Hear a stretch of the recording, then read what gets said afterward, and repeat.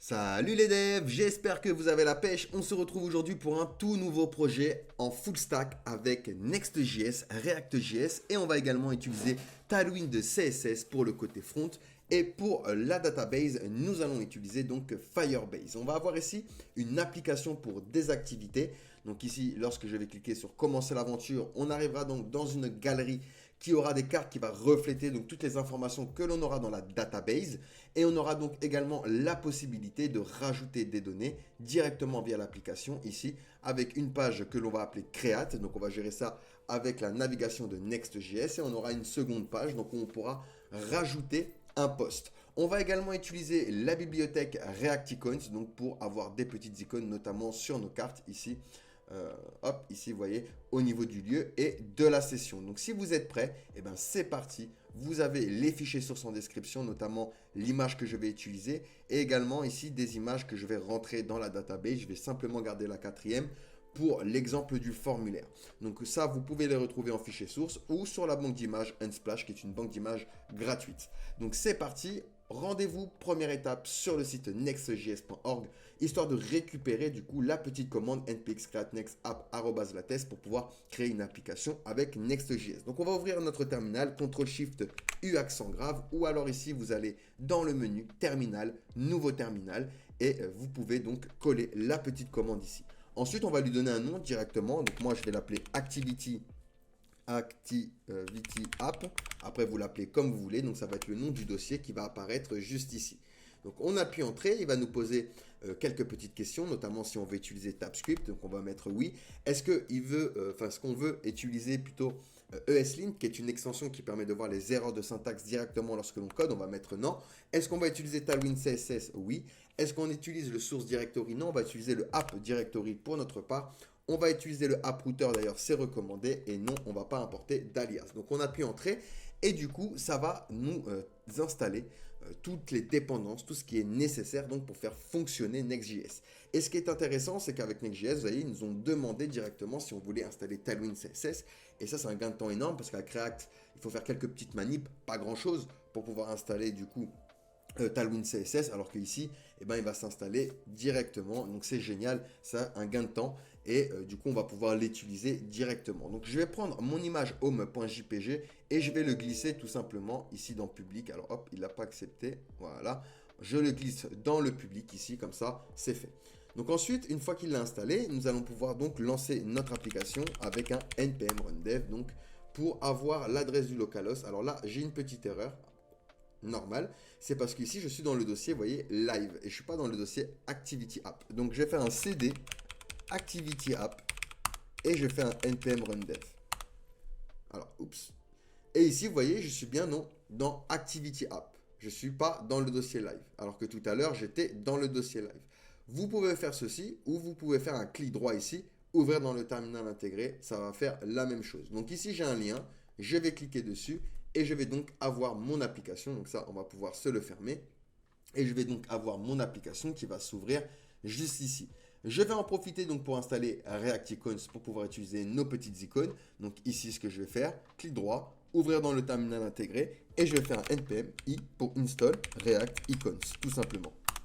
Hop, et donc ça va installer notre dépendance également, que l'on peut retrouver d'ailleurs dans le packet.json. Au niveau des dependencies, on peut retrouver donc React Icons avec la version.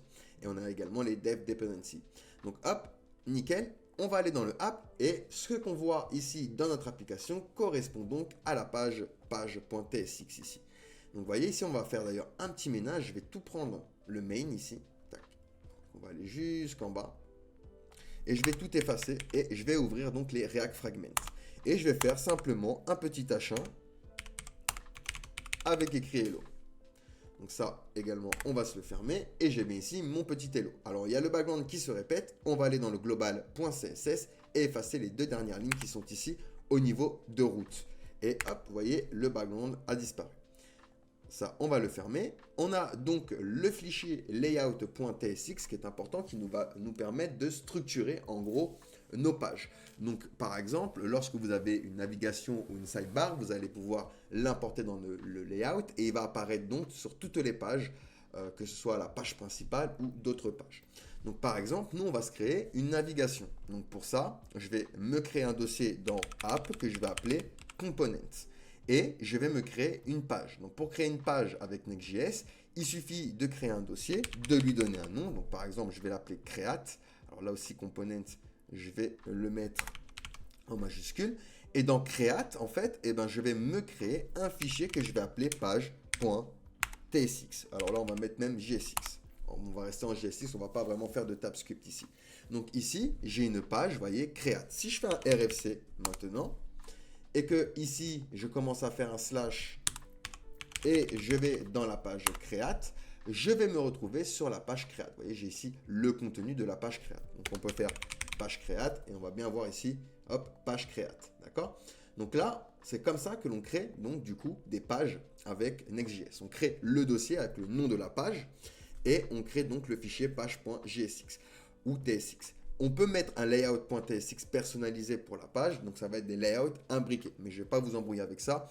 Sachez juste que le layout permet de structurer et on peut structurer des pages comme ceci personnellement s'ils ont une structure à part, par exemple. Donc c'est parti, justement, on va voir ça. On va venir se créer ici dans Components un fichier que l'on va appeler nav.tsx. Et ici, donc, on va faire un RFC. Donc, RFC, c'est un raccourci clavier grâce à une extension. Si vous ne l'avez pas, vous allez ici dans Extension. Et ici, tout simplement, vous allez taper ES7. Alors ça, hop, on va se le fermer. Et ici, vous avez du coup l'extension ES7 React Redux GraphQL React Native Snippets qui va vous permettre de faire ces genres de petits raccourcis. Donc, on a RFC, RFCE également. Hop, vous voyez, donc l'export default, il est à la fin. Donc, vous voyez, vous avez toutes sortes de raccourcis clavier qui va vous mettre le code directement du composant. Donc ici, dans notre navigation, on va pouvoir donc utiliser useClient pour dire qu'on va faire un rendu côté client, donc à Next.js. Et on va aller chercher donc une icône. Donc ici, dans icône, je vais aller chercher plus. Donc on va prendre par exemple celle-ci, je clique dessus et je vais reprendre le code qui est ici et je vais tout simplement le coller ici. Et on va importer également, donc hop, on revient sur notre application. On va importer également useRouter. Pourquoi? Pour gérer les routes. Pour envoyer, du coup, lorsqu'on va cliquer sur le plus, renvoyer l'utilisateur vers la page Create. Donc pour ça, on va avoir besoin du routeur de Next.js. Donc useRouter from next/navigation. Hop et hop. Nickel. Une fois qu'on a fait ceci, on va configurer le routeur. Donc pour ça, on va faire une simple variable que je vais appeler router est égale à useRouter. Tout simplement. Et ensuite, on va pouvoir return donc notre JSX. Première chose, donc je vais venir prendre la div parent. Là, hop, je vais juste supprimer un petit peu les espaces. Et on est avec Tailwind CSS, donc on va pouvoir rajouter directement des classes. Donc class name, hein, je rappelle, on est en JSX, donc c'est class name pour le JSX. Et on va dire donc position absolue. Z-index, on va le mettre à 100. On va le placer à top 0. Left également à 0. On utilise Flexbox grâce à Flex. Justify between, donc pour le centre, pour le centrer sur X. Et Item Center, donc pour le centrer sur Y. W-full pour lui dire que tu vas prendre toute la largeur disponible. P3 pour le padding. Par contre, on va mettre du PX5, donc c'est du padding à gauche et à droite, comparé au P qui va mettre du padding dans tous les côtés. Bah, PX va mettre simplement du padding à gauche et à droite. Donc ici, on va mettre un padding plus important, du coup, à gauche et à droite. Et du coup, je vais lui donner également un BG Black et un border B, donc pour un border bottom, et border B, on va mettre une couleur personnalisée. Donc pour ça, on va ouvrir nos crochets et ici, on va pouvoir rentrer la couleur que l'on désire. Donc ici, je vais mettre par exemple du orange comme ceci. Donc pour voir ce qu'on fait, eh ben, je vais importer la navigation dans le layout. Donc ici, je fais un import nav. Hop, nickel, on l'importe comme un composant normal, hein, classique. Et je vais aller ici au niveau du body. Le children correspond à ma page.tsx et à tous ses frères et enfants. Donc ici, ce que je vais faire, c'est que je vais mettre ma navigation juste avant children. Et on va voir apparaître ma navigation juste ici. Que je sois sur la page du coup home ou que je sois sur la page create. J'avais mis une majuscule, hop et hop. Donc c'est la même chose, j'aurai ma navigation. Donc ça, on peut revenir, hop, nickel. Et on va pouvoir donc terminer notre navigation. On va avoir besoin donc de quoi? D'une liste non ordonnée. Donc on va se faire un UL, donc avec la classe directement text white pour mettre le texte en blanc. Ensuite, on va lui dire hidden, on ne veut pas qu'il apparaisse, on veut qu'il apparaisse en moyen écran. Donc grâce à ça, grâce à Tailwind, pardon, on a les breakpoints. Et parmi ces breakpoints, on a MD qui correspond au moyen écran. Donc ici, je vais lui dire que en moyen écran, tu auras un display flex, sinon hidden, sinon tu n'es pas présent. Et donc, on va rajouter également un item center et un gap 3. Donc ça, c'est pour la gouttière. Et à l'intérieur, on va pouvoir entrer un Eli à qui on va donner une classe over. Donc lorsqu'on va le over, on va vouloir changer le texte avec donc, hop, une couleur personnalisée. Ici, on va mettre donc entre crochets notre fameuse couleur. Donc c'est un orange un peu plus foncé qui est du FF6030. Donc hop et hop. Nickel. Donc ici, on aura home. Ensuite, je vais dupliquer ma ligne. Donc je vais faire un Alt Shift flèche du bas. Hop, comme ça, je vais pouvoir dupliquer ma ligne 3 fois. On va le faire, hop, 3 fois. Nickel. Donc ici, on aura événement.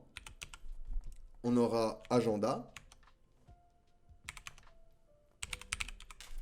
Et donc pour le dernier, on aura donc contact. Pour le premier, donc pour le home, j'aimerais que lorsque je clique dessus, eh ben, il me renvoie directement sur la page home. Donc pour ça, je vais rajouter au premier Eli un onClick. Et je vais lui dire justement qu'il va y avoir une fonction qui va utiliser ma variable router et qui va simplement push, donc m'envoyer vers la page d'accueil qui est le slash, donc à la racine. Ce qu'on peut faire également, hop, c'est qu'on va mettre des A qui vont pointer sur rien à l'intérieur. Alors hop, de Noélie. Donc ça, on va le faire. Alors tac, ça, on va tac. Hop. Nickel. Et du coup, celui-là, on le duplique. Et on avait dit agenda et événement. Et contact. Hop. Et hop. Nickel. Donc ici, alors hop, on voit bien notre navigation, d'accord, qui n'est plus présente lorsque je suis en mobile. Et hop, on a bien du coup notre navigation. Il nous manque quoi? Le petit bouton ici pour renvoyer vers la page donc Create, pour pouvoir ensuite créer une carte, tout simplement, et envoyer des données. Donc pour ça, je vais me mettre après ma liste. Et on va se faire donc une div qui aura la classe flex et item center. On va également lui rajouter de la gouttière, gap 3. Et à l'intérieur donc, on va se faire une div qui aura la classe text white pour mettre le texte en blanc.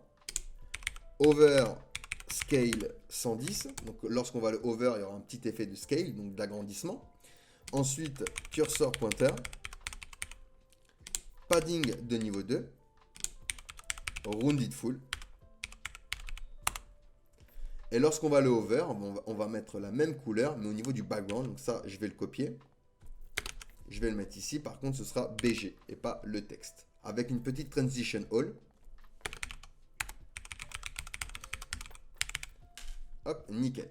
Donc maintenant, je vais pouvoir aller chercher mon icône et afficher l'icône. Donc pour ça, je vais venir à l'intérieur de la div, tout simplement, afficher mon icône comme si c'était un composant. Et donc, on va avoir normalement notre icône. Alors, oups, le text white n'a pas fonctionné. Ah non, je ne l'ai pas mis à l'intérieur, pardon. Hop, c'est moi. Hop, nickel. Hop, et j'ai bien ici donc mon plus. Donc maintenant, lorsque je clique dessus, je veux le renvoyer vers la page Create. Donc même histoire que tout à l'heure, on va lui donner un one click. Et ici, donc, ce sera une fonction qui va utiliser router et qui va push donc vers la page Create. Donc qui correspond à ceci. Donc, veillez à bien mettre du coup le même nom. Donc maintenant, lorsque je clique ici, je suis sur la page Create. Lorsque je clique sur Home, je reviens sur la page Home. Et là, je peux me balader de page en page tout en gardant ma navigation grâce au layout. Donc ça, c'est pour notre navigation. Donc ça, on est bon. On peut fermer tout ça. Hop. Et donc dans Component, on va venir se créer un nouveau composant que l'on va appeler header.tsx. Donc pour notre header. Donc même histoire, ici je vais faire un RFC donc pour avoir notre composant prédéfini. Et donc on va directement return ici, ça va être quelque chose d'assez simple. Donc à notre div parente, on va lui donner une class name, on va lui donner une hauteur de 70 VH, 70 viewport 8 qui fait référence à la hauteur du coup de notre fenêtre. Hop. Et donc ici, on va mettre une image en fond d'écran. Donc pour ça, je vais lui dire BG Cover pour qu'il couvre son parent. BG Center pour qu'il reste positionné au centre, qu'il se concentre vraiment au centre de l'image. Et ici, donc, je vais rajouter un style, vu que Tailwind CSS ne permet pas de mettre un background image directement. Et donc, on va faire un background image. Donc les propriétés CSS qui possèdent des tirets vont s'écrire comme ceci en camel case avec JSX. Hein. Donc chaque début de nouveau mot avec une majuscule sauf le premier. Et ici, donc, on va mettre un URL. Et on va aller chercher donc, alors, oups, tac. Hop, voilà. Et on va aller chercher donc /home.jpg qui correspond tout simplement à mon image qui est juste ici. Alors c'est URL. Hop et hop, nickel. Donc là on voit rien parce qu'on a oublié d'importer du coup notre header. Donc dans la page principale, je vais venir donc importer mon header. Et donc, je vais venir me l'afficher. Hop, juste ici. Alors, oups, il m'a mis par contre ça. Non, voilà, nickel. Donc maintenant, je vais bien avoir mon header avec mon image. Donc on va mettre un petit voile à cette image pour assombrir un petit peu l'image et faire ressortir le texte. Donc pour ça, je vais mettre une div avec la classe BG Black et un BG Opacity 50 pour le rendre un peu plus transparent. On va même mettre 60. Et ensuite, on va lui donner un WFull pour qu'il fasse toute la width disponible et HeightFull également pour qu'il fasse toute la hauteur disponible. On va également utiliser Flex, Item Center, Justify Center et on va utiliser Flex Call pour Flex Direction Column. Donc Flex Call. Alors attention parce que Justify Content et Align Items change d'axe lorsque vous utilisez Flex Direction Column. Ça veut dire que Justify Content va représenter Y et Align Items va représenter du coup X, contrairement au comportement de base. Ensuite, on va faire un petit H2. Dans le H2, on va lui donner un texte 6XL. Et on va lui dire qu'en MD, par contre, il aura un texte 8XL. Donc ça, c'est pour la taille de notre texte. Ensuite, on va lui rajouter un font bold et un texte white. Et ici, donc, ce sera activity. Alors, attention, ici, par contre, tac. Donc ici, je vais bien avoir, vous voyez, mon titre qui est apparu ici. Alors, il n'est pas Justify Center. Ah oui, ici, tac. Voilà, il est ici, voilà, nickel. Et on a bien donc notre titre. Donc maintenant, je vais rajouter une petite ligne entre le bouton et le titre. Donc pour ça, on va se faire une div avec un BG White, tout simplement. Et on va lui donner donc une hauteur et une largeur personnalisée. Donc déjà un MY2 pour un margin en haut et en bas. Et on va lui donner une width de 2 pixels. Et une hauteur, donc, hop, une hauteur, on va mettre ici 100 pixels. Et je vais avoir, vous voyez, une ligne qui va apparaître. Donc ça, c'est juste pour, on va dire, la déco. Et on va faire un A. Donc le A, on va le préciser qu'il va pointer vers une section qui aura l'ID Content. Donc ce sera pour notre grille un peu plus tard. Et à l'intérieur donc de ce lien, on va mettre commencer l'aventure. Par contre, on va lui rajouter des classes. On va styliser un petit peu ce bouton. Donc on va lui mettre un BG. Donc on avait mis FFB129, c'est le premier orange. Et lorsqu'on va le hover, donc du coup, on va changer le BG avec le FF6030. Ici, par contre, voilà. On va lui donner un padding de niveau 2, rounded MD pour arrondir les angles moyennement, text white pour mettre le texte en blanc et font bold, hop, pour que ce soit en gras. Et on a bien ici, vous voyez, notre bouton. Donc juste le hover, là, il ne fonctionne pas parce que j'ai mis un tiret à la place de 2 petits points. Voilà, nickel, on a bien, vous voyez, notre hover. Alors on peut rajouter une petite transition all parce que c'est un peu brut. Ça, c'est un peu plus smooth. Voilà, nickel. Et on a bien, du coup, ici, notre header. Parfait, nickel. On va pouvoir donc commencer à récupérer les données de notre database. Donc pour la database, rendez-vous sur Firebase où vous pouvez créer un compte gratuitement directement sur le site. Ensuite, vous allez créer un projet. Vous appelez le projet comme vous voulez. Ici, je vais l'appeler par exemple Activity App. Et donc, je vais appuyer sur Continuer. Il nous demande si on veut utiliser Google Analytics. Ici, on va lui dire que non, donc on va le décrocher et on va donc créer un projet. En attendant qu'il crée le projet, on va se diriger dans notre application, dans le dossier app, se créer donc un dossier que l'on va appeler DB. Vous l'appelez après comme vous voulez, hein, ça n'a pas d'importance. Ensuite, à l'intérieur, je vais me créer un fichier que je vais appeler config Firebase. Et ce sera du .js. Hop, nickel. Donc ça va nous servir, ce fichier, à connecter notre database avec notre application. Donc ça, on va le fermer. Nickel. Ici, on va appuyer sur continuer. Et on va pouvoir cliquer ici sur web pour pouvoir créer une application. Donc même histoire, vous lui donnez un nom. Ici, je vais l'appeler Activity App, pareil. Et je vais enregistrer l'application. Je vais ensuite aller dans mon terminal. Alors, ici, donc on va bien être dans Activity App. Et ils nous disent, première chose, de faire un npm install Firebase. Donc on va commencer donc par installer notre dépendance. Une fois qu'on a fait ceci, il nous donne un code, vous voyez ici, que l'on va copier et que l'on va coller tout simplement dans config Firebase. Et ici donc, je vais juste effacer les petits commentaires et je vais venir ici au niveau du app exporter la variable. Et je vais m'en créer une autre, export const db est égal, et on va utiliser du coup la fonction getFirestore, à qui on va donner l'argument, donc notre variable app. Donc getFirestore, va falloir l'importer. GetFirestore va tout simplement nous permettre de communiquer avec notre database et récupérer donc les informations de notre collection. Donc ici, on va faire un import getFirestore, donc from Firebase Firestore. Nickel, parfait. Une fois qu'on a fait ceci, on est bon pour pouvoir connecter notre application. Donc maintenant, je vais me diriger vers la console. Donc je vais accéder à la console et je vais tout simplement venir ici dans créer et je vais cliquer sur database ici. Et on va créer donc une database. Hop, ça on va se l'agrandir un petit peu pour voir bien ce qu'on fait.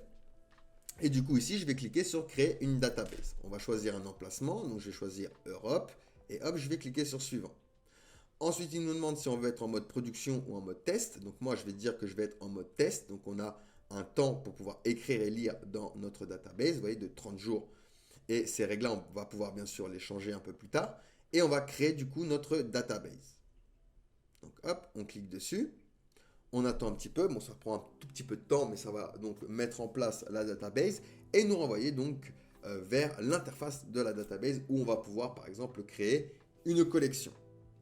Mais avant de créer une collection, vous voyez ici, on va venir également activer le storage pour pouvoir sauvegarder donc les images, etc.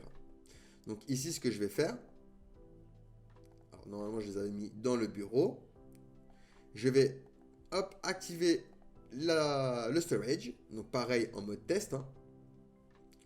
On appuie OK, et je vais tout simplement glisser les images à l'intérieur. On attend un petit peu, pareil, hein, ça prend un tout petit peu de temps.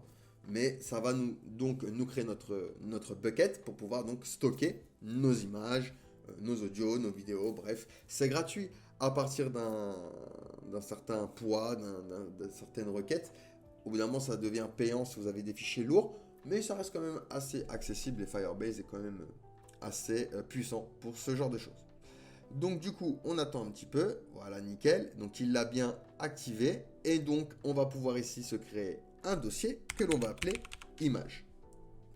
Et je vais rajouter donc ce dossier et à l'intérieur de ce dossier, donc on va importer nos images. Donc je vais prendre les 3 premières pour garder le 4e pour l'exemple du formulaire. Et je les rentre à l'intérieur. Donc ici, je vais faire un clic droit, ouvrir dans le terminal, ouvrir dans un nouvel onglet et les images pareil. Et je vais ouvrir les 3 ici parce qu'on va avoir besoin du lien. Vous allez comprendre pourquoi. Tac et tac. Nickel. Donc je vais venir ici. Et ici, on va pouvoir donc commencer à créer une collection. Donc la collection, on va lui donner un nom. Par exemple, je vais l'appeler post. Suivant. Et ici, on va pouvoir générer donc des enregistrements. Donc on génère un ID automatique. Et on va rajouter plusieurs champs. Donc on aura un champ, par exemple, title pour le titre. On aura description. On aura également lieu. On aura session. Et on aura donc l'image. Ils seront tous de type string, mais on peut changer le type ici. Ça peut être un number, un boolean, map, array, null, timestamp, etc. Donc pour le premier, par exemple, ici, ce sera atelier cuisine. Donc au niveau de la description, je m'étais mis du lorem ipsum que je vais récupérer ici. Tac, tac, tac. Hop. Au niveau du lieu, on invente, on va mettre Paris. On invente une date également. Et donc pour l'image, je vais aller chercher l'image donc correspondante, ça va être la première. Je vais récupérer l'URL et je vais le mettre tout simplement ici. Et bien sûr, j'enregistre du coup mon document. Et j'ai bien ici mon premier enregistrement. Alors au niveau de l'URL, ce qu'on va faire également, hop, donc si hop, je le colle ici, avec Next.js, pour pouvoir gérer des images qui viennent justement d'un storage comme ceci, il va falloir faire une petite manipulation. C'est-à-dire que je vais récupérer ceci, tout simplement. Hop. Et donc après, bah ça, je vais pouvoir l'effacer. Et je vais me diriger vers le fichier nextconfig.mjs. Et à l'intérieur de cet objet, je vais venir me mettre image, domaine, et je vais coller tout simplement le domaine firebaseStorage.googleapi.com. Pourquoi? Parce que sinon il ne va pas accepter les images qui viennent du storage. Et ça fonctionne avec Firebase, mais c'est la même manière pour d'autres. Et donc là, grâce à ceci, il va accepter donc les images qui viennent du storage. Donc attention, lorsque vous changez des choses dans ce fichier, il est possible qu'il faut redémarrer l'application pour qu'il prenne en compte. D'ailleurs, l'application, je pense que là, elle plante. Si je refresh, normalement, elle a planté puisque j'ai changé du coup les informations dedans. Mais on va la relancer après. Ce qu'on va faire maintenant, c'est rajouter les deux autres. Donc même histoire, si je fais rajouter un document, ID généré aléatoirement, hop, donc on remet la même chose, title, description, on avait le lieu, on avait également la session, et donc l'image. Donc ici pour le titre, ce sera Art Déco. Donc je vais récupérer le même lorem ipsum hop, que tout à l'heure. Ensuite, on va lui donner un lieu, on va dire Bordeaux. Une date. Et donc une image. Donc c'est celle-ci, c'est la deuxième. Et je vais pouvoir le mettre ici. Et donc je l'enregistre. Et j'ai bien mon deuxième enregistrement. Donc je peux faire la même maintenant pour le troisième. Hop, donc on aura title, la description, le lieu, la session et l'image. Donc pareil, même histoire, l'image on va venir la récupérer. Hop, pour la session on va inventer une date, on invente un lieu. Je vais encore récupérer mon petit lorem ipsum. Et donc pour le titre, c'était randonnée. Alors randonnée pédestre. Nickel. Alors pédestre comme ceci. Ok, nickel. Donc je l'enregistre. Et donc ici, j'ai bien mes trois éléments. C'est parfait. Donc à partir de cette database, on va pouvoir récupérer les éléments juste ici pour former une grille et former des cartes. Et après, on verra comment on peut en rajouter, notamment dans la database, mais également dans le storage. Donc c'est parti. Ça, on va pouvoir se le fermer. Ça, on va se le garder de côté pour le moment. Hop. On va se mettre ça de côté. Et donc, je vais relancer l'application avec un npm run. Je relance l'application et on se retrouve tout de suite. Donc on y va maintenant pour récupérer nos données dans une galerie. Donc ce qu'on va faire, c'est qu'on va aller dans Components, se créer donc un fichier que l'on va appeler galerie, donc .jsx. Donc ici, pareil, je fais un RFC. Dans la galerie, on aura des cartes, donc je vais venir me créer également le component card.jsx et je vais faire un RFC également à l'intérieur. Donc ici, dans la galerie, on va commencer à lui dire qu'on veut du rendu client, donc use client, et on va importer donc db. Vous savez, la variable que l'on a créée dans notre config Firebase. Juste ici, on avait exporté la variable db getFireStarApp, donc on vient l'importer maintenant dans notre composant pour pouvoir donc tout simplement connecter notre database. Hop et hop, nickel. Ensuite, on va importer également collection pour accéder aux collections de database et getDoc pour pouvoir faire des requêtes get. D'accord, pour pouvoir donc accéder à nos données. Donc Firebase slash Firestar. Alors Firebase slash Firestar. Ok. Et on va import du coup notre component card. Ok. Donc on a tout ce qu'il faut. Il nous manque maintenant deux choses. Le hook use state et use effect. Donc d'où justement le rendu client, hein, vu qu'on utilise ces hooks là, from React.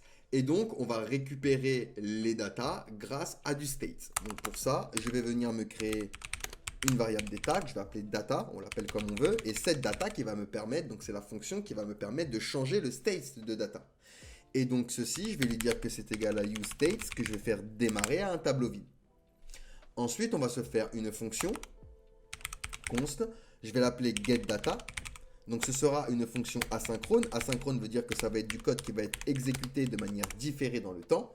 Et à l'intérieur de cette fonction, on aura donc un query snapshot, donc on l'appelle comme on veut. Ça va être notre requête qui va attendre que la réponse soit résolue. Donc on utilise un await, d'accord? On attend que la promesse soit résolue parce qu'une fonction asynchrone nous renvoie une promesse. Et on va utiliser donc getDocs. Et ici donc, on va lui dire collection. On va relier du coup la collection en la connectant avec notre variable db. Et notre collection s'appelle post. C'est le nom que l'on a mis à la collection. Ensuite, on va créer une variable const new data qui va correspondre aux nouvelles data. Hop. Et ensuite, on va lui dire donc query snapshot. Donc point for each pour tous les éléments de mon tableau. On récupère donc une fonction avec doc en paramètres. Hop. Et qu'est-ce que ça va faire? Ça va prendre new data et ça va push tout simplement nos données. Donc doc.data. Hop, nickel. Et ensuite, je vais venir prendre cette data ici. Et je vais venir changer donc le state de data avec un tableau en récupérant avec le spread operator dans un nouveau set. Set pourquoi? Pour pouvoir retourner des éléments uniques, d'accord? Pour pas que ça se répète. Et ici donc, je vais ouvrir mes crochets et récupérer data et new data. Toujours avec le spread operator. Donc une fois qu'on a fait ceci, je vais pouvoir exécuter la fonction dans un useEffect. UseEffect va prendre en premier argument une fonction, en deuxième un tableau de dépendance. Qu'est-ce qu'on va surveiller? Ici on va rien surveiller en particulier, on va simplement lancer notre fonction getData. Donc maintenant, si je viens loguer, donc data, et on va venir importer galerie aussi. Galerie, donc from components, galerie.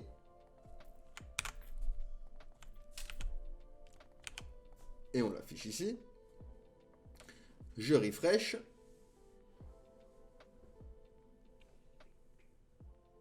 Ok, on va faire un clic droit inspecter.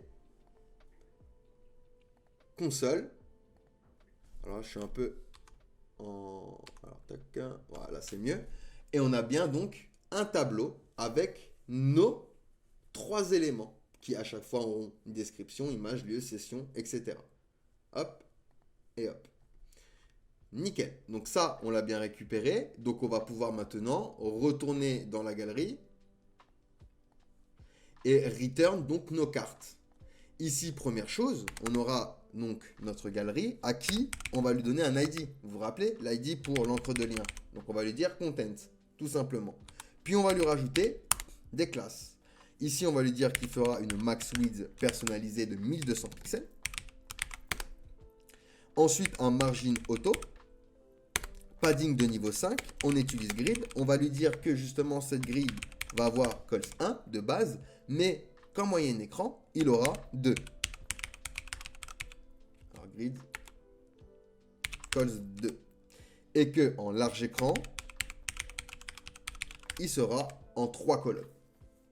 Et on met un peu de gouttière, donc gap 5. Et ensuite, je vais pouvoir retourner mes cartes. Donc ici, je retourne dans Data en utilisant la méthode Map. On récupère Item et Index. Hop. Et donc, on return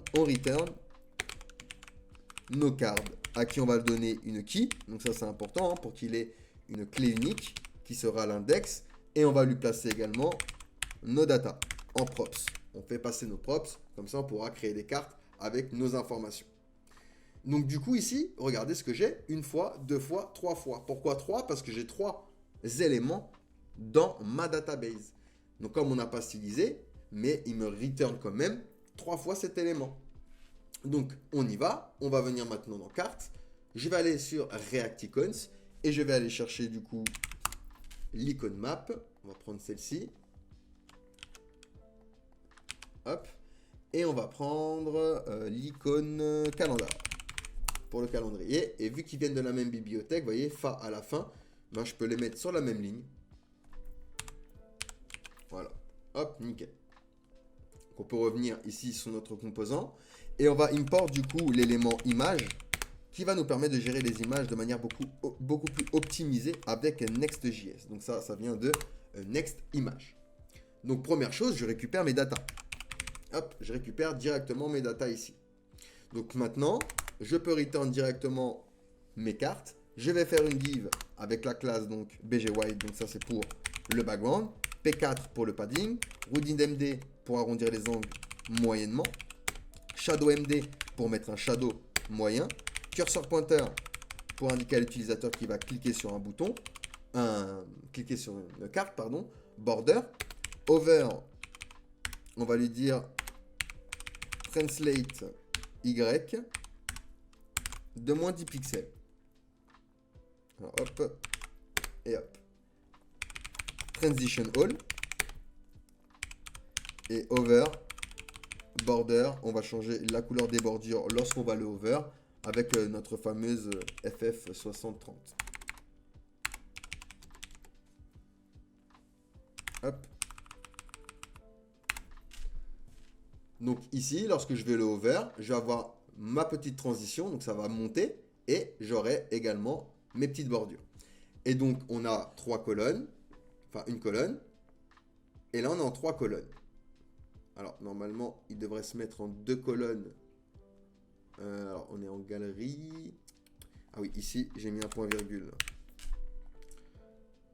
Hop, donc ici on a bien 2 colonnes, une colonne, 2 colonnes, 3 colonnes. Ok, nickel. Donc maintenant, on va pouvoir afficher l'image. Donc ici, on va afficher, hop, image comme ceci. Donc le composant image, à qui il va y avoir donc un texte alternatif. C'est obligatoire avec ce composant. Et pour le texte alternatif, on va mettre data title. Pour la source, on va mettre data image. Et on va lui donner également une width de 300 pixels avec une hauteur de 400 pixels. Donc ça c'est obligatoire avec ce composant. Et on peut rajouter après des classes, hein, wfull, et on va repréciser une hauteur de 400 pixels, hop, ici.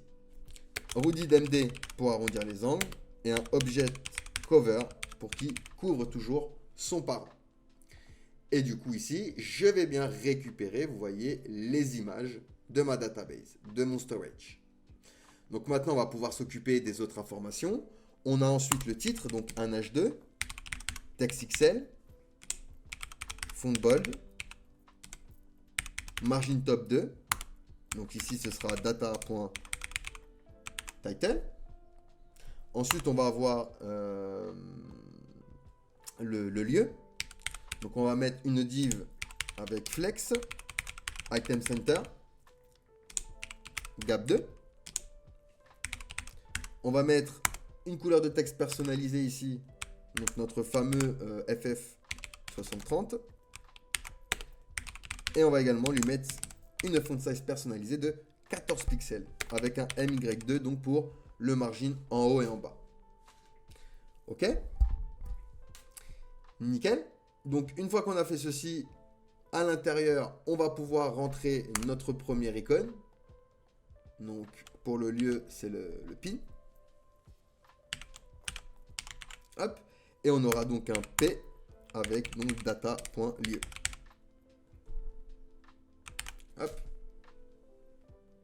Et donc, j'ai récupéré normalement le lieu avec ma petite icône ici.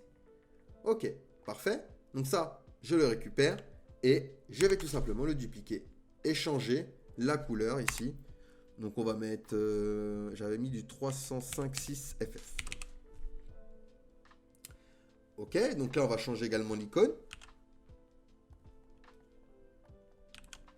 Et là ce ne sera pas date lieu, mais date session.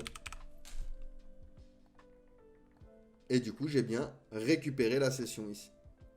Donc il nous manque plus que la description. Donc je sors de la div, p.textgray700. Et à l'intérieur, donc, on va faire apparaître la description. Data.desk. Et donc là, j'ai bien récupéré ma description. Ok, nickel.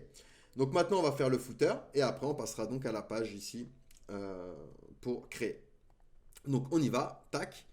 Ici dans Component, je vais me créer un nouveau fichier. Je vais l'appeler footer.tsx. Ok. Donc dans footer.tsx, on va pouvoir se return un footer avec des réseaux sociaux. Donc ce que je vais faire ici, c'est que je vais récupérer Facebook. Donc on va prendre celle-ci. Hop, on va récupérer également Instagram. On va récupérer celui-ci. Ils viennent de la même bibliothèque, donc tac, on les met dans la même ligne. Et du coup, Twitter. Donc, du coup, on va récupérer également celui-ci. Et on va se le coller, donc ici. Ok, je fais un RFC. Et je vais venir donc l'importer juste après ma galerie. Import. Footer. Et donc, on vient se l'afficher juste ici. On peut revenir sur notre application. Et on a bien ici footer. Ok? Nickel. Donc, pour le footer, on va retourner un menu. Donc, pour ça, on va utiliser la méthode map. Ça, je vais pouvoir également me l'effacer. On n'en a pas besoin. Et pour éviter les répétitions, ici, on va se créer une variable que je vais appeler par exemple menu footer. Et on va se faire donc un tableau d'objets. Avec à chaque fois un nom. Donc, name, par exemple, Facebook. Ensuite, on aura une icône. Donc, hop, je mets l'icône correspondante. Et un lien.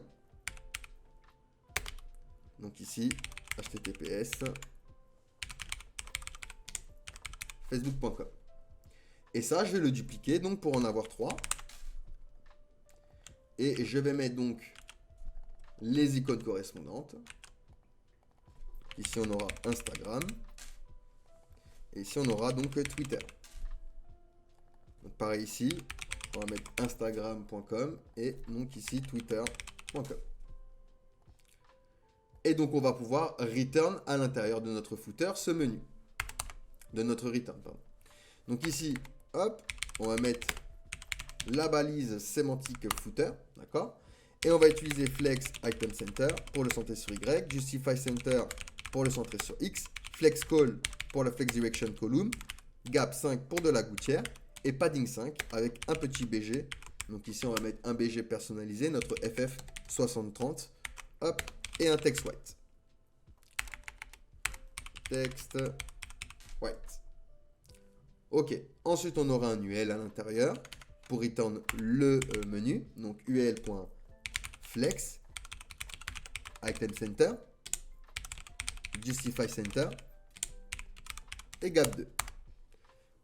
Donc ici, on return menu footer, comme pour les cartes, hein, .map, item et index.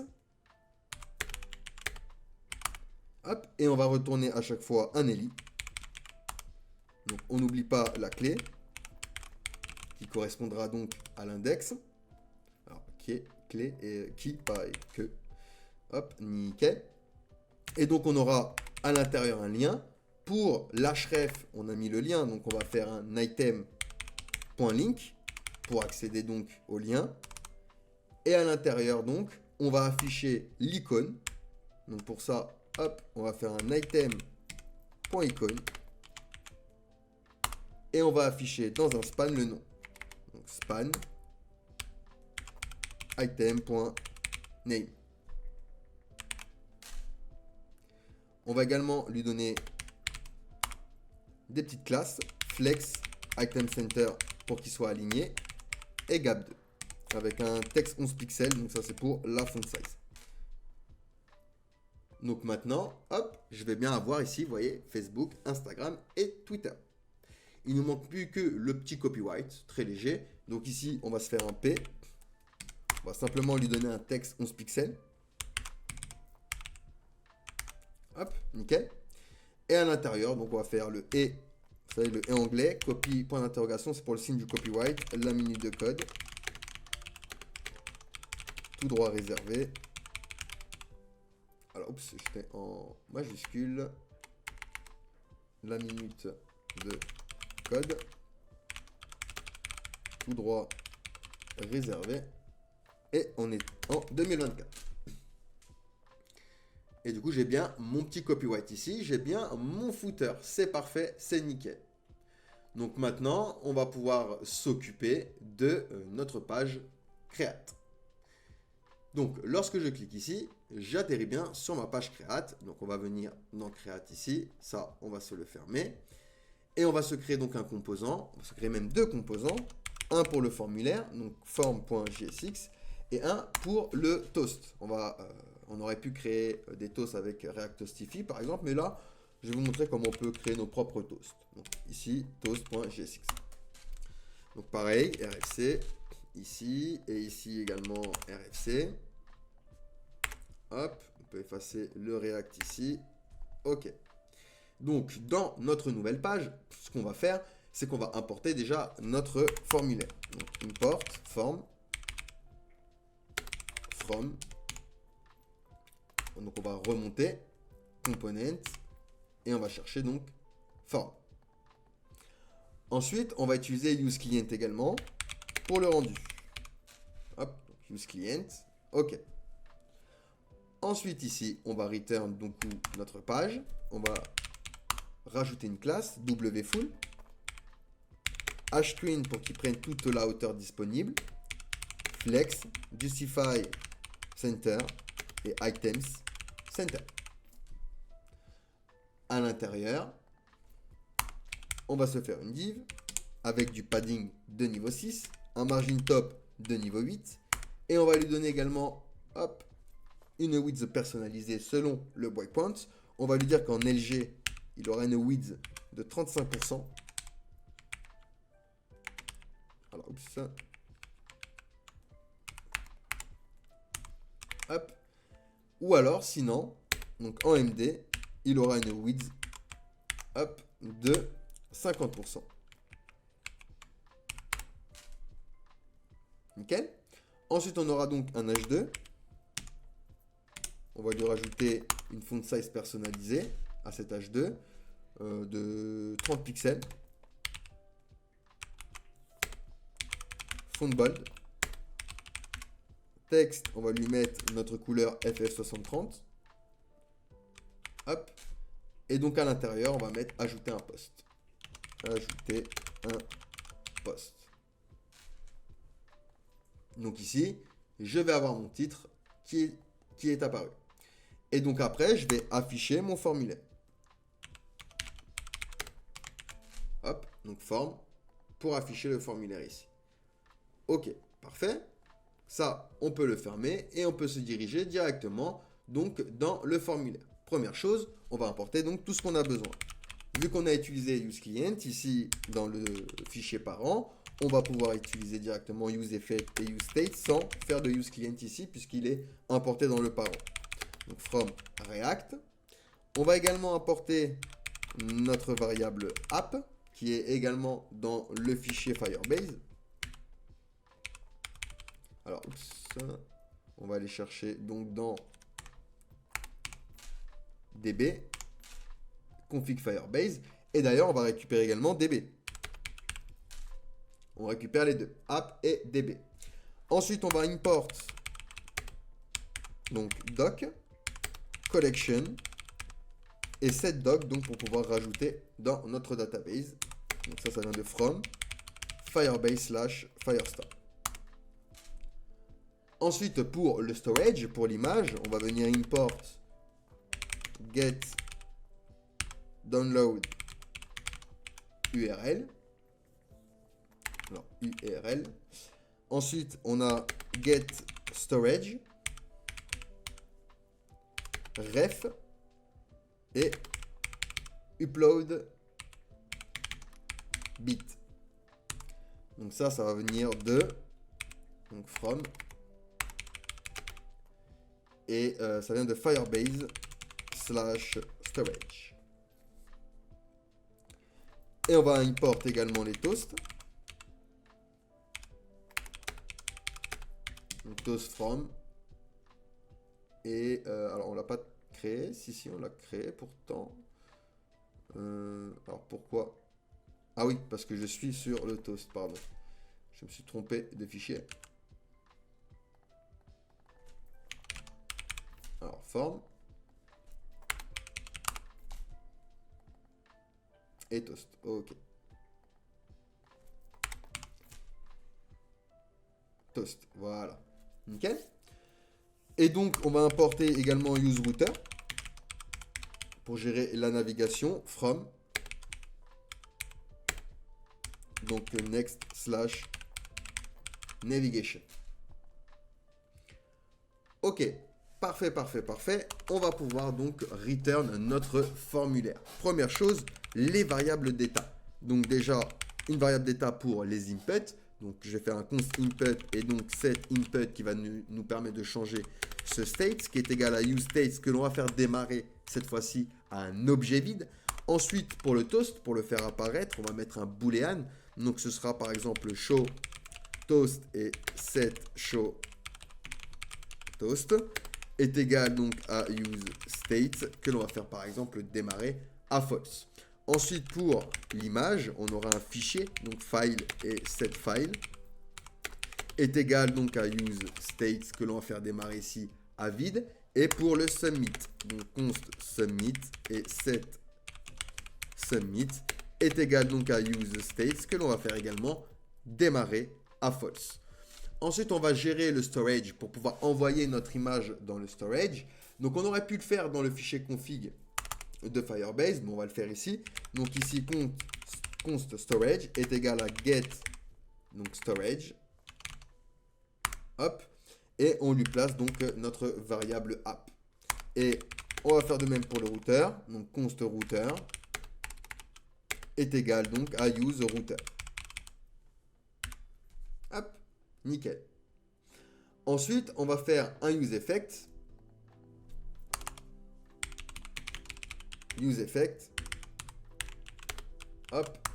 Dans ce useEffect, on va lancer une fonction seulement à une condition. If, si submit est égal à true, alors dans ce cas-là, on va envoyer une fonction que l'on va appeler savePost pour enregistrer le post. Et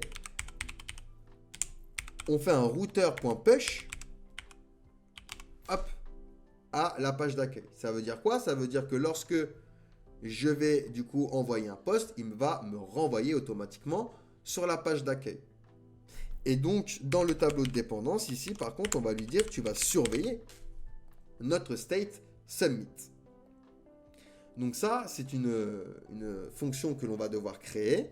Donc ici, const savePost est égal donc à une fonction asynchrone.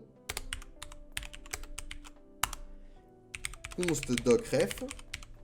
Alors, const, on va l'appeler docref. Donc c'est égal à doc. On accède à collection, db, et donc à notre collection post. Et donc, si ça a réussi, on fait un await set doc. Donc, doc ref et notre state input. Alors, set doc, pardon, sans S. Donc, pour sauvegarder le poste, on renvoie dans notre collection DB, avec notre connexion DB, dans notre collection post. Et on renvoie également le state donc de input. Sauf que ce state-là, on va devoir le changer. Et pour ça, on va devoir créer deux fonctions. Donc ici, je vais me créer la première que je vais appeler handleChange. Lorsqu'on va changer nos inputs, on va récupérer ce que va mettre l'utilisateur à l'intérieur. Et donc, on aura const name qui sera égal à e.target.name.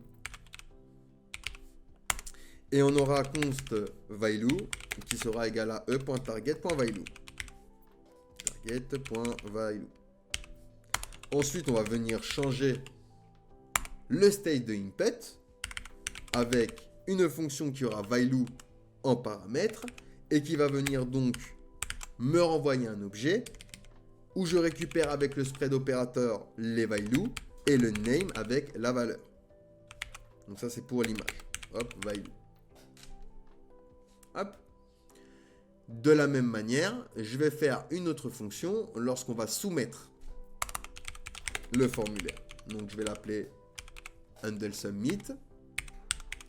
Donc, pareil, c'est égal à une fonction asynchrone, une fonction qui va être exécutée de manière différée dans le temps. On va faire un ePreventDefault pour empêcher le comportement de base du navigateur qui est de resize à chaque fois la page. Et on fait déjà apparaître un toast. Donc, on lui dit, tiens, tu as bien envoyé, du coup, l'élément dans la database. Donc, on envoie directement un toast en changeant le setShowToast à true. Ensuite, on va sauvegarder l'image. StorageRef est égal donc à ref. On accède à storage, à notre dossier image, donc slash, et on va rajouter plus file. Alors, hop. Alors, pas point. Hop.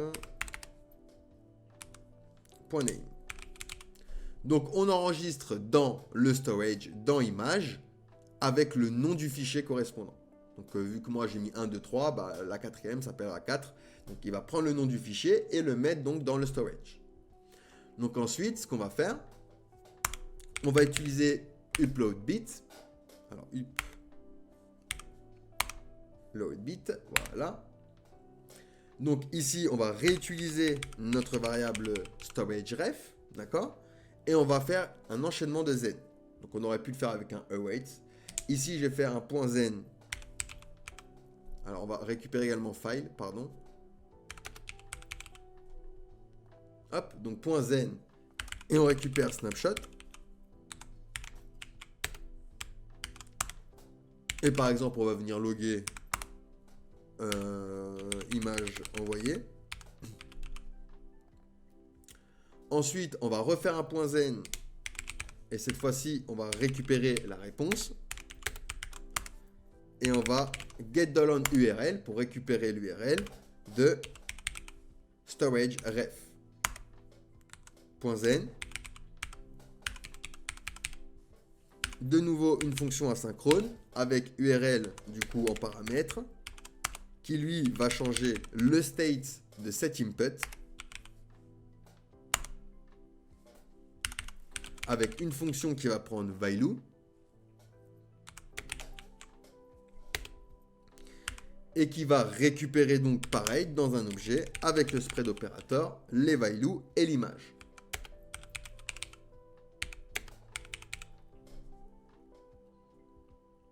Hop, nickel. Et du coup, on va également changer le state de setSubmit avec true, puisqu'on a du coup téléchargé l'image. Donc du coup, setSubmit, on le place à true.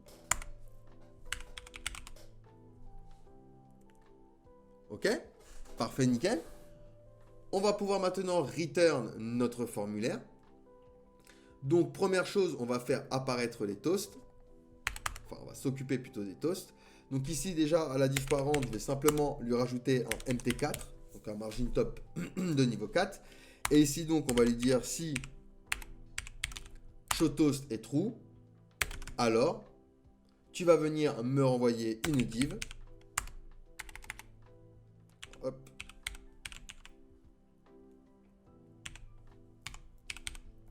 Hop. Alors, tu me renvoies donc une div avec le composant toast à l'intérieur.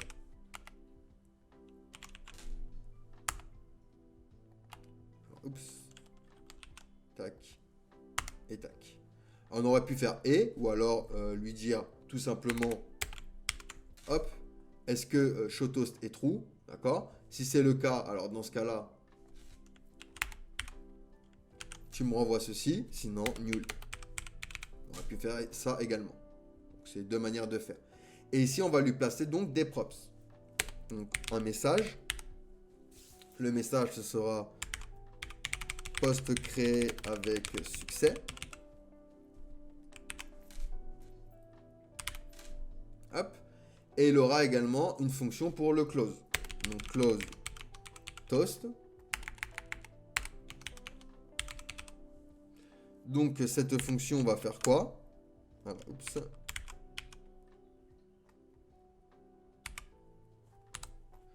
Eh ben, elle va simplement récupérer cette showToast et le placer à false. Hop. Et hop. Alors, attendez.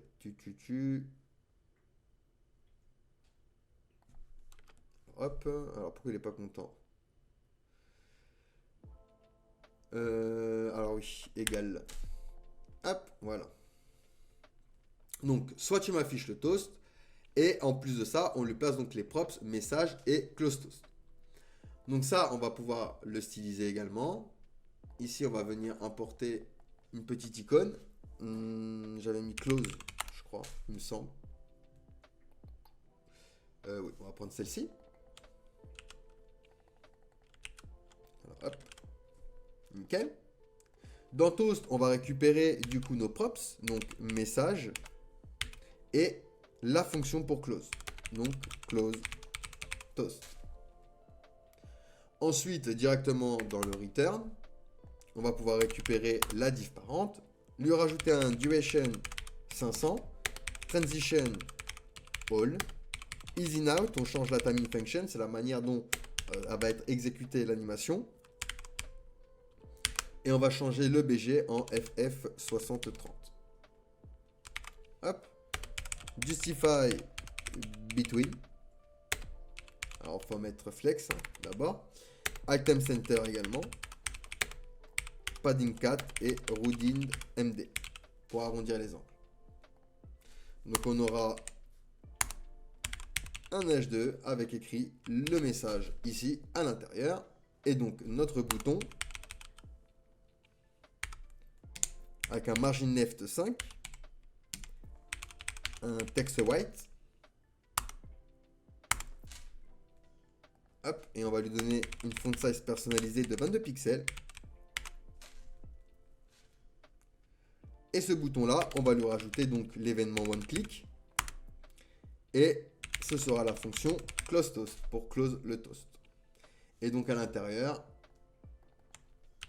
on va tout simplement mettre notre icône. On peut venir ici.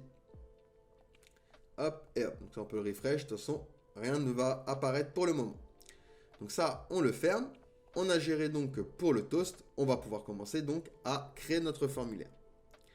Donc, juste après, je crée donc le formulaire avec la balise form.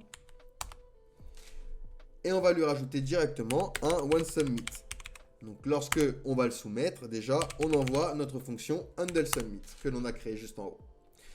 Ensuite, on va avoir un input. Donc là, on va se faire un petit peu d'espace. Voilà.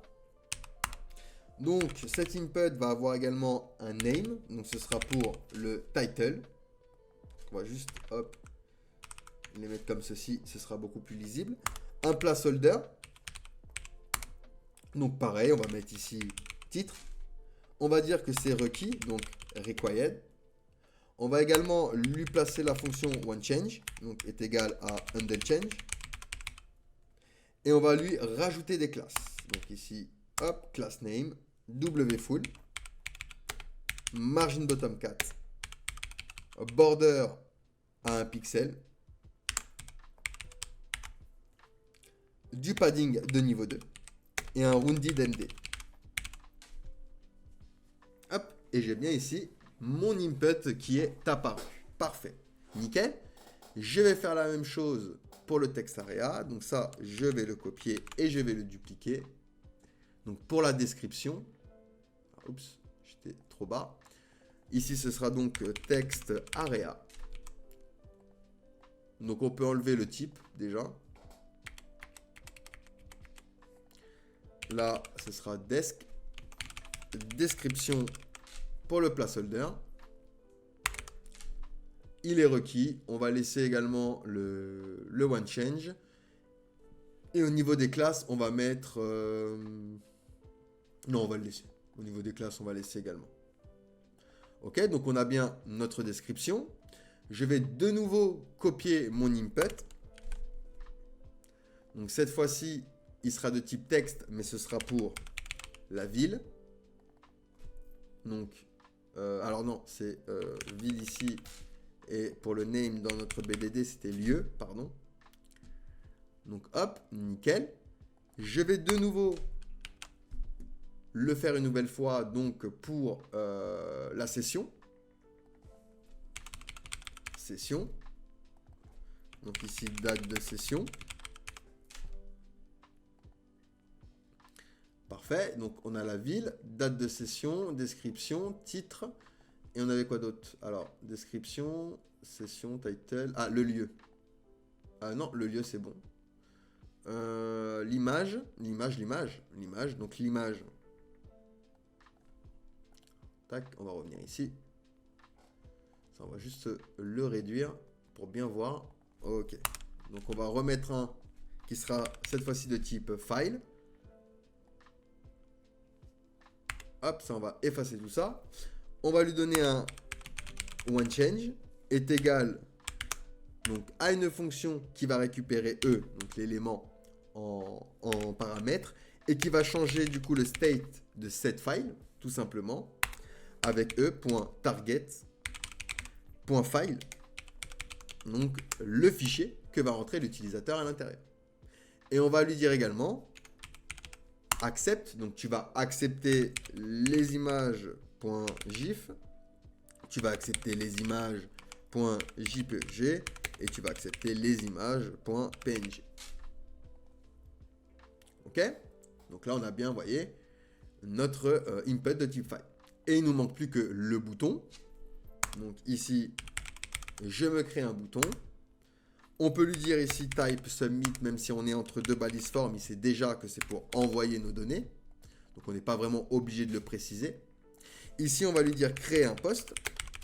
Hop, ça c'est pour l'encre du bouton. Et on va lui rajouter des classes. Classe, text write, et on va mettre un BG. Donc c'est FF6030. Hop, avec un wfull et un padding de niveau 1. Et on arrondit brièvement les angles quand même avec un rounded MD. Et on a bien ici notre bouton ici. Ok, nickel. Et ben c'est bon, on a terminé notre projet. Testons. Ici, je vais faire test. Je suis une description. On va mettre une ville, par exemple Lyon. Une date de session. Et on va choisir un fichier que je vais aller chercher ici. Et donc, j'appuie sur créer. Poste créé avec succès. Il me renvoie donc bien sur la page d'accueil. D'accord? Comme on l'a dit avec le routeur. Et ici, j'ai bien mon fichier avec les informations que j'ai rentrées. Test, Lyon, 230514 et je suis une description. Et l'image aussi, elle est là. Hop, c'est juste qu'elle met du temps à charger. Et ici, donc du coup, je vais pouvoir retrouver ici également les données dans ma database, mais également dans le storage. Dans le storage, j'ai bien mon image qui s'est mise ici. Hop, nickel. Donc voilà pour ce petit projet. J'espère que le contenu vous a plu. N'hésitez pas à vous abonner, à me donner votre avis en commentaire, à nous rejoindre sur TikTok. Nous sommes en live tous les vendredis à 21h30. On code un projet ensemble. Donc c'est des projets qu'on me demande souvent en commentaire. Donc n'hésitez pas à nous rejoindre. C'est tous les vendredis à 21h30. N'hésitez pas à rejoindre le site également laminutedecode.com si vous voulez plus de tutoriels. C'était tout pour moi. Je vous dis ciao ciao, à la prochaine et surtout prenez soin de vous.